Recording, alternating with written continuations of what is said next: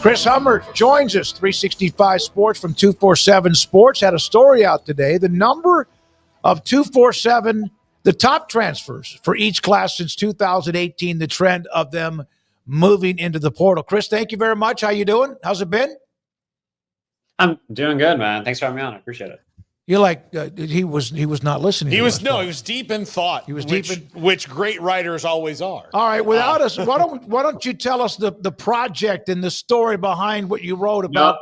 No offense, y'all. It's my wife's birthday, and I was responding to a text from my wife, so I apologize about that. Very smart man. Yeah, you gotta put those priorities first, otherwise you end up in trouble. But yeah, the article today was about like the transfer portal era and the amount of guys who have moved on during that time. We tried to look at top 247 players who are essentially the 247 best players every cycle according to our rankings, and they transfer at a really staggering rate. Like if you remove the 2024 and 2023 classes that haven't been on campus for 3 years yet, those players move on 54% of the time. So it's not only normal for players to transfer, it's not only accepted, it's the path the majority of elite recruits take in their career at this point. Do you think that revenue sharing will curb that? To a degree, potentially. I think you see less high quality players move. I think we saw that in the transfer portal this year. There just weren't as many star players from the P4 level moving on because their schools can afford to keep them. So that money does make a difference. But like at the end of the day, no. I think part of the thing with transfers is like the numbers here, like these guys are still projects. Like even 4-star blue chip guys are still projects at the end of the day. And a lot of those guys are going to look for a change of scenery. And I think the ability to do so and the hope of a change of scenery changing your career trajectory is always going to get a player to move on. And there's also going to be some cases in which a really good player at a school is going to be tempted by more money. There are just more reasons for players to transfer than ever. And I don't think that changes necessarily under rev share. I think what would help in the rev share era is getting rid of that extra year of COVID eligibility that is finally starting to expire. There's just less opportunities for players to transfer then. But yeah, like transfers might drop a little, but I don't expect that momentum to slow much. You mean COVID? There are still some COVID years left, like a bad thing of milk in your refrigerator? The expiration date, it just seems like it never ends? Yeah, I think you might want to check like some of those milk cartons in the fridge for sure. These guys have, I mean, Cam Rising might not be in college football, but there are a lot of guys from the 2019 class still kicking around college football that are in their 7th years.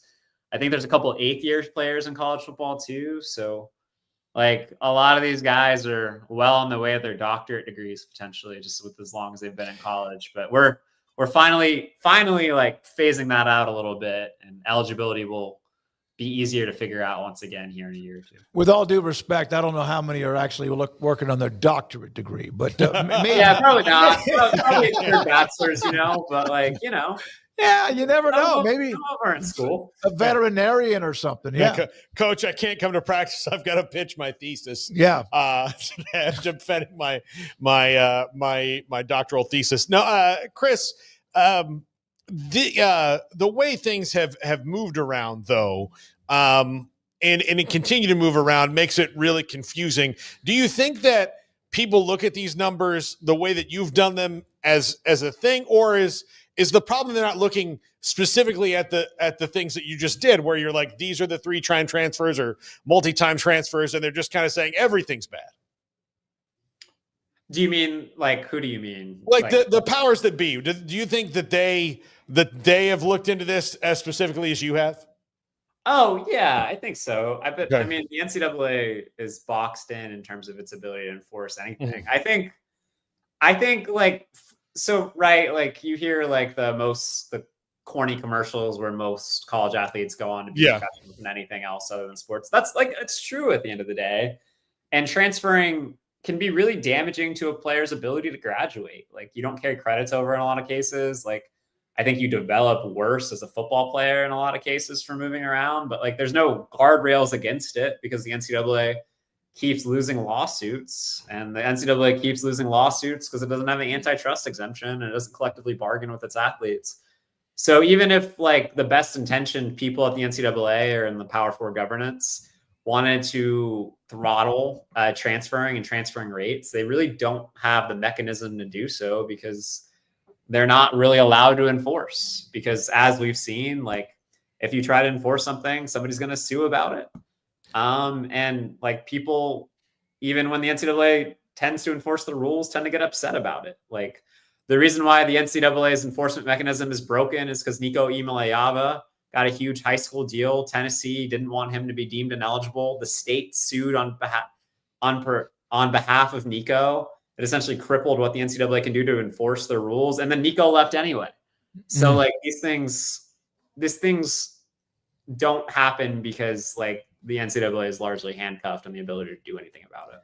We need to leave the police rules alone in the enforcement. But when it comes to speeding laws, can we fight those? Yeah. Can we? I've tried to fight them. I don't win them ever. But I think, I've tried I think the success rate for athletes suing the NCAA is a little higher. A little bit higher. Believe me, I know my insurance policy knows that too. To go back to it, and we haven't really even talked about it on the show, but Zakai Ziegler from Tennessee is suing about the redshirt rule. The basketball star, right? Yeah, which would be 5 years to play 5. Ultimately, I mean, whether or not, maybe he wins. I don't know. His is a little bit different than everybody else's because the redshirt rule doesn't really restrict you as much as maybe he thinks it does. And a lot of people say it's in there to help players stay a little bit longer. But do you think they'll eventually go to 5 to play 5? Eventually, yeah. I don't know when that'll happen or how it'll be granted. The NCAA, as you said, like Zakai Ziegler's case is one of the most fascinating out there right now. It has the largest ramifications possible if he's granted a preliminary injunction. So that would be pretty massive change to the sport and cause quite a bit of chaos. But yeah, I do think eventually the NCAA will move in a direction where, or I don't know, whatever governing mechanism comes after the NCAA in a couple of years, potentially. I do think that will happen. The question is like, how do you actually implement that? Because whoever, like, right, somebody always gets screwed when a rule change happens. Yep. And when this rule change happens, there will be an entire class of players the year before that essentially is going to complain that they did not get the opportunity to use that full 5th year. And there will be lawsuits. So I think that is certainly a concern of the NCAA's as they kind of examine that rule. But I do think eventually that will happen. I think that is the direction the sport is heading. I just don't know when that'll occur. If NIL wasn't in play, would he have a chance to win this argument that he's losing money because he can't play another year of college? I think it's unlikely. I mean, I'm no lawyer. I write about college football for a reason. I'm not smart enough to deal with any of that. But it seems like a commonality in terms of the cases that have been won in these circumstances are players who have been able to claim significant NIL losses. Diego Pavia, one of the big reasons the judge in that case gave him a preliminary injunction was his like argument that he's going to lose out on potentially millions of dollars in NIL his senior or his upcoming year. The same thing happened with Jet Elid, who's a running back at Rutgers. He just won an injunction against the NCAA about his use of his JUCO eligibility rule, and that it gets more complicated beyond the Diego Pavia stuff. But a big reason the judge cited in that case was he's projected to make anywhere from like $500,000 to $600,000 next year. And I think if Zakai Ziegler did not have the ability to show that he'd be losing a significant amount of money by not playing that year, this would be tossed out pretty quickly. But I think a lot of it just depends on how the judge determines and thinks about the rule, because like this has been very judge dependent over the last few months as to whether a person wins or loses a case. Chris, not on the subject of player movement, but on the CFP, how do you feel about straight seating? And do you think this is still headed to automatic qualifiers when they get to 16? I think straight seating makes sense. I don't think anybody can look. I mean, no offense to Boise State. You had a great year last year. Ashton Jeanty was one of the best players in the country, most exciting players of the last decade. But I don't think anybody can look at Boise State and say they deserved a bye more than some of the other teams ranked ahead of them in the standings, especially when I think Boise State came in at 9 and they're getting an auto bid over teams ranked well ahead of it. This isn't the NFL where the divisions are pretty even. The salary cap makes the sport even. This is a sport in which like conferences are very different in terms of their structure. And I don't think it makes sense to have a team like Boise State or even frankly Arizona State, which had an awesome season coming out of the Big 12 last year, to host over some of the other teams that were maybe a little bit more deserving, had a more difficult path. And yes, I do think we're headed towards auto bids. I think what's to be determined is like how many auto bids each conference gets. I think the most likely is the 4-4-2-2 model or the 4-4-2-2 model, but that is still being discussed, certainly. So the new seeding, it appears that was probably Big Ten and SEC driven, right? But all the commissioners had to agree to this year. Now, next year, they take complete control as if they're not already in complete control.